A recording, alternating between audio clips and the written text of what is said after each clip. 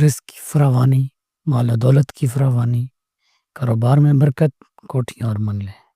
السلام علیکم ناظرین، کیا آپ پریشان ہیں رزق کی پریشانی سے؟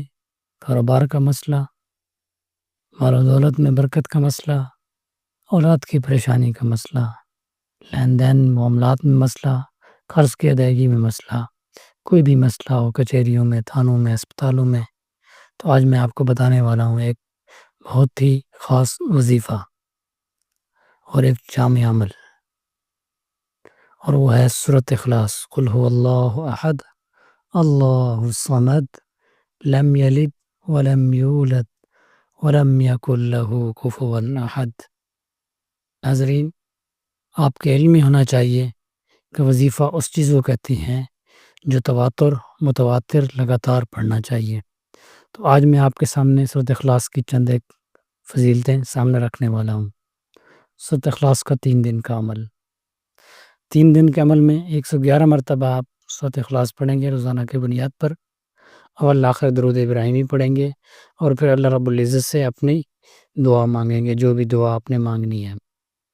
اس کے بعد کاروبار میں برکت کے لیے صبح جب آپ اپنی دکان پہ جاتے ہیں، سب سے پہلے آپ نے السلام علیکم کہنا ہے، اور اس کے بعد کہنا ہے الصلاۃ والسلام علی رسول اللہ، اور پھر سورۃ اخلاص پڑھنی ہے اور اپنا کام شروع کر دینا ہے۔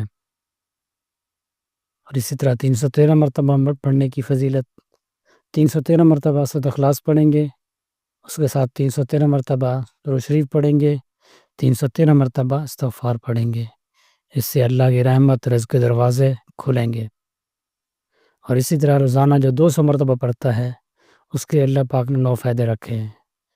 اللہ 300 دروازے غضب کے بند کرے گا، 300 دروازے آپ کی ذات رحمت کے کھول دیتی ہے، 30 دروازے رزق کے کھل جاتے ہیں، اور اللہ رب العزت اپنے علم سے علم عطا کرتے ہیں۔ 66 مرتبہ قرآن پاک پڑھنے کا ثواب ملتا ہے، 50 سال کے گناہ معاف ہوں گے، 20 بنگلے اللہ رب العزت کی ذات جنت میں عطا کرے گا، 2000 رکعت نماز نوافل ادا کرنے کا ثواب ملے گا، اور جب اسے موت آئے گی تو 1,10,000 فرشتے اس کے جنازے میں شرکت کریں گے۔ السلام علیکم ورحمۃ اللہ وبرکاتہ۔